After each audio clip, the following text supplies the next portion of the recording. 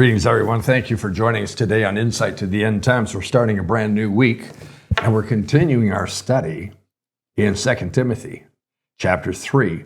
We're looking at things in the Scriptures, verses in the Scriptures, as well as events in the world that are taking place that point us towards the end times. Insight to the End Times. Glad to have you with us today. I'm Dr. Brian Scott.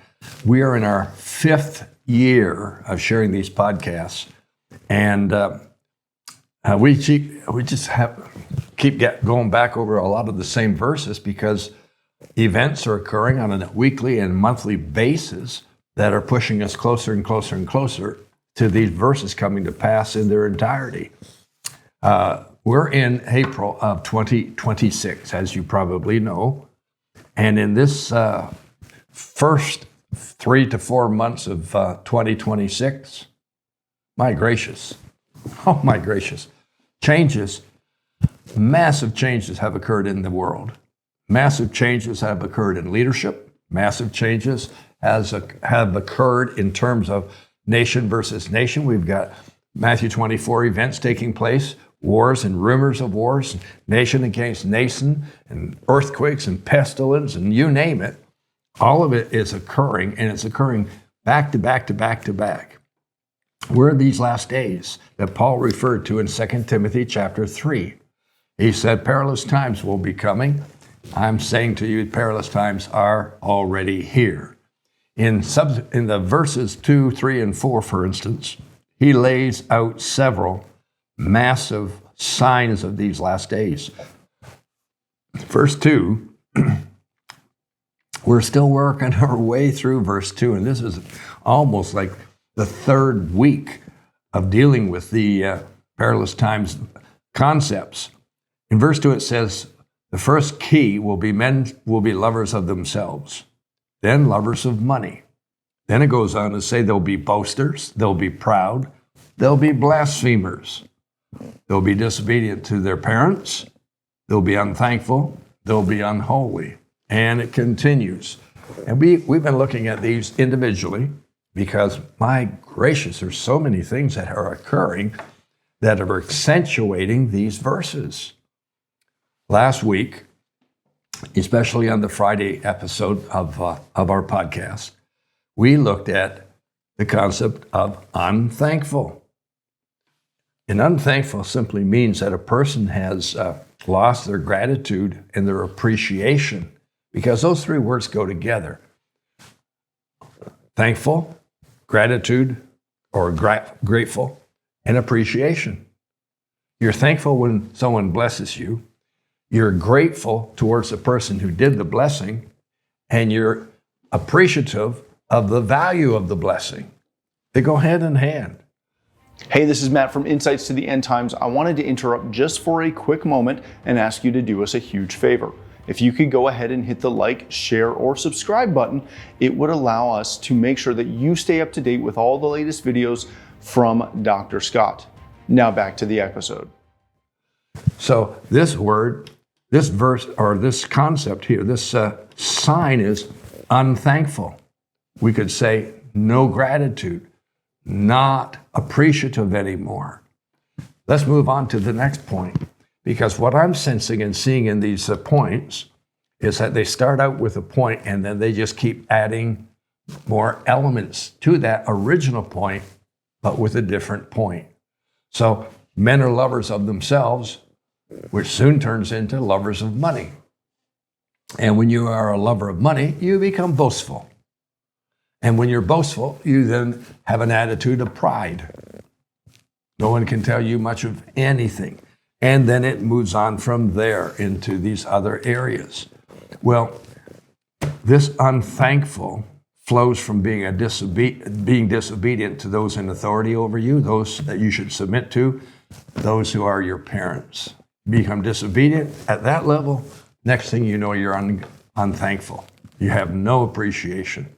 And folks, you can even see this when you're going into a store. If you're going into a big box store, where you have to actually open the door as opposed to sliding open automatically. You have to open the door. You'll find that a lot of people If you open the door for them, they'll walk through. They don't say anything to you. They almost never say anything to you. And if they do say something like, thank you very much, that's a rarity anymore. I open the door on a regular basis just to see what people will say. And no more than, I wouldn't say it's even 50% of the people say thank you. It's absolutely amazing. When you're in a restaurant and you order food and they bring the food to you, a lot of times people don't say anything. They just ask your job. You're supposed to do that. They don't say thank you. Anyways, let's move on here because the next point, Unholy, is going to take us a podcast or two to get through because it's a massive point, and it's really a massive point in the 2026 year that we're living in and the years we have been living in over the last number. But unholy means the very opposite of being holy or holiness itself. And what breeds unholiness? Being unthankful, a lack of gratitude, a lack of appreciation, a lack of thankfulness. So this spirit of unthankfulness will lead to an individual or a family or a nation becoming unholy.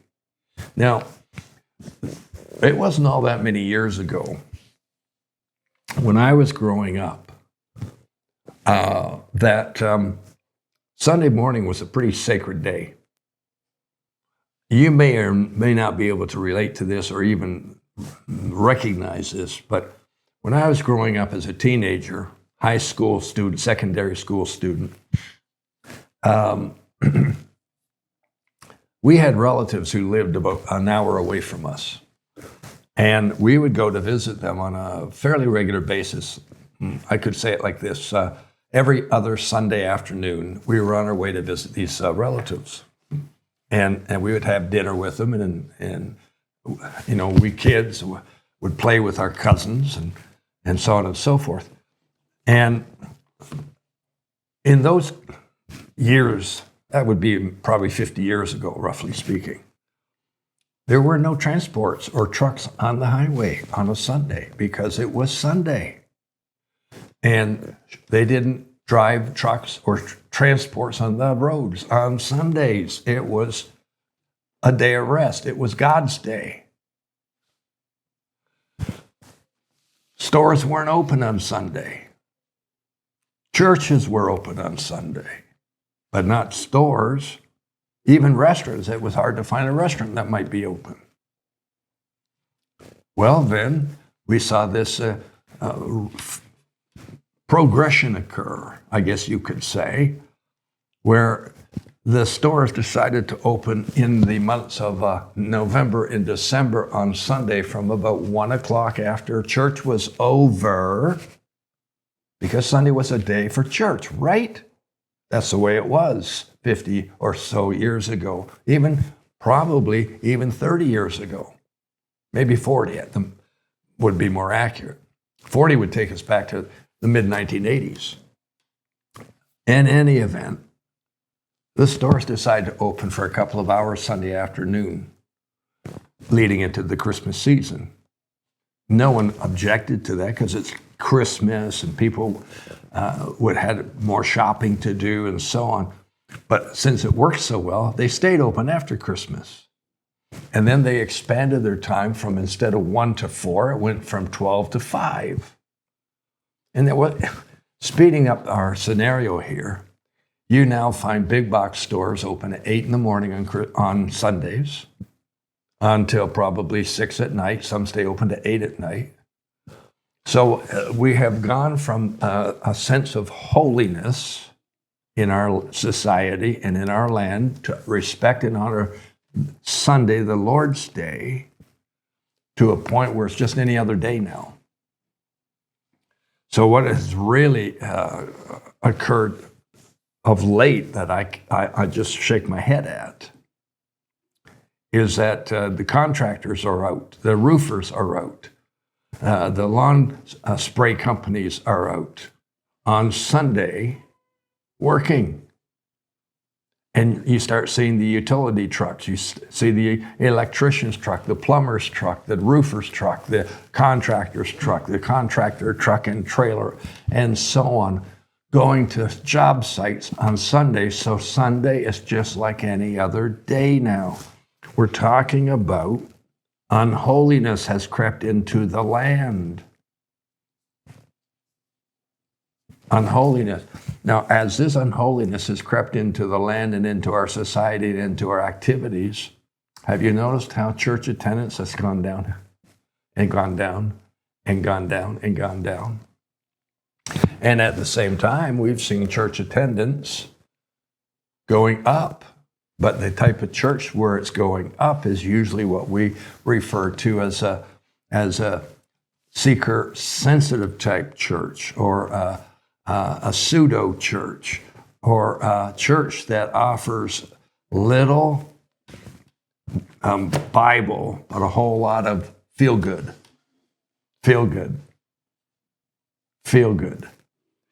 Unholiness refers to someone who has very little respect for God, very little reverence for God, and no concept of what being holy means. Even if you speak to a Christian today and ask them what holy means, they have a hard time answering that question. Now, it can refer to people who actually were taught in Bible terms, in what we might call church attendance or Sunday school attendance, but who have turned away from that and have developed practices contrary to that. So it's really amazing to me how I've watched such a deterioration occur. I'll give you a real quick example of this. The other day I was learning some financial banking transaction keys. And I made some transfers by way of what we call an e-transfer here in Canada. I don't know if that's called that everywhere. And that's where I authorized money to be taken out of my account and sent to another source. Well, in this case, I was doing it on a Saturday afternoon, and I transferred some money out of my bank account to the church as an offering. You know, a Sunday morning offering. You know about that?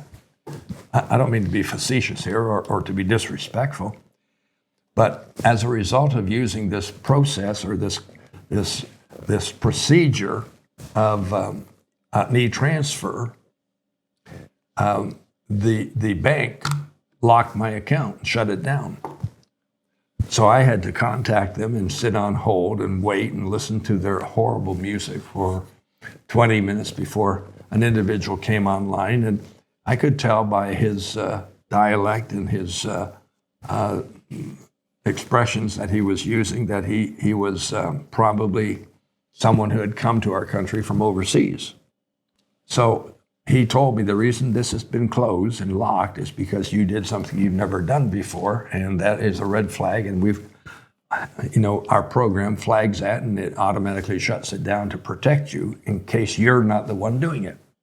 So after we got all that solved, he wanted to know what were these transfers that I made, what were they for? So I said, well, the first one I was sending an offering to my church.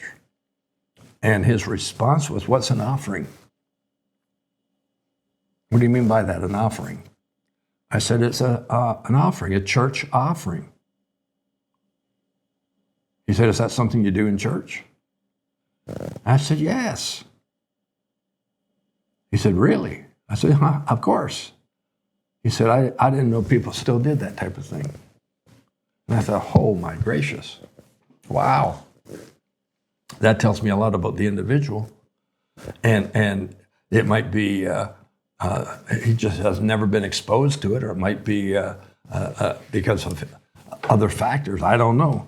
But even the way he spoke about it, it was really kind of disrespectful to me, and it wasn't very reverent, obviously, but I may be looking for standards that the world doesn't anymore.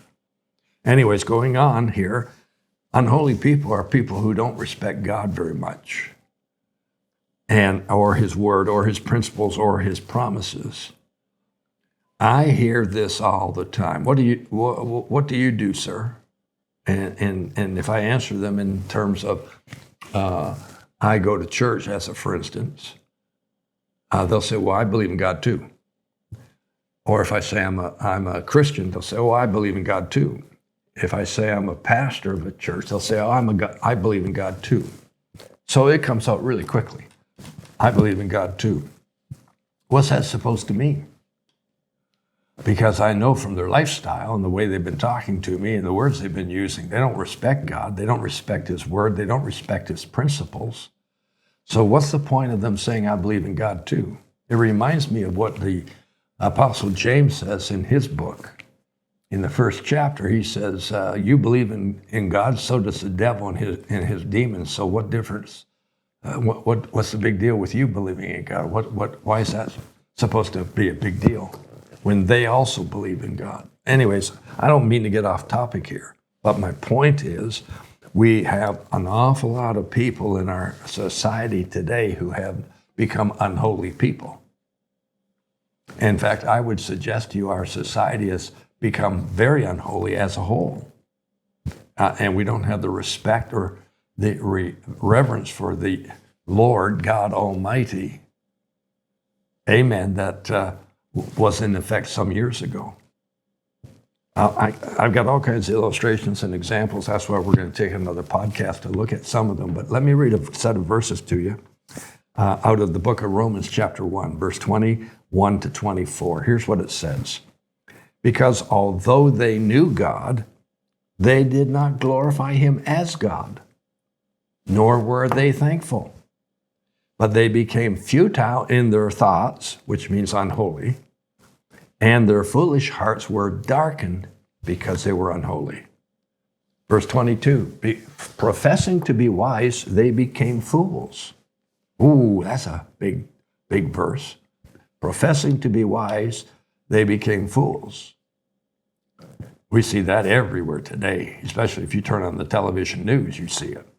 Here's another verse, 23. They changed the glory of the incorruptible God into an image made like a corruptible man, and birds, and four-footed animals, and creeping things. Therefore, God also gave them up to uncleanness. He gave them up to becoming unholy. So here's what Paul's writing to the church in Rome in the book of Romans, chapter 1. He's saying these people did not respect God, revere God, or honor God. They had no longer were they thankful, so they became futile. They became futile in their thoughts, and their hearts, their foolish hearts, were darkened. God allowed that to occur. Holiness means a great deal to God, a tremendous amount of God. Now, God goes on in these verses, as Paul wrote them, to say they were professing to be wise. We see this all over everywhere, but they became fools. We see so many leaders today, especially those who get elected into some form of government level, whether it be at the top level, mid-level, local level, whatever it happens to be, school board level, whatever it happens to be, they come to the conclusion that they know more than everybody else. They become wise in their own eyes. And God says they became fools. They became fools. Now, we could say that our society today has been leaning towards progressive thinking. It's a term they use all the time. They are more intelligent than everyone else. They know more about the climate. They know more about the environment. They know more about all these other things. They are elitists. And because of all that, they profess to be wise, but God says they have become fools. And God allows them to be given over to uncleanness, which really means unholy. This is a plague that we're dealing with, and the Lord prophesied it through the pen of Paul that this would be one of the primary key points that shows us how close we are to the very end. And it's all over everywhere. Well, when we come back, I've got more for you on this particular point. I believe you'll be blessed by it. So I'll see you in our next podcast. Amen.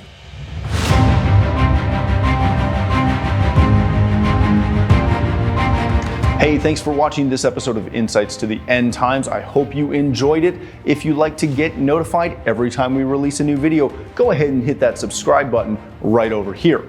Now, if you'd like to catch the previous episode, you can do that right here, or the entire playlist is right above, right here. Thanks for watching. We'll see you on the next episode of Insights to the End Times.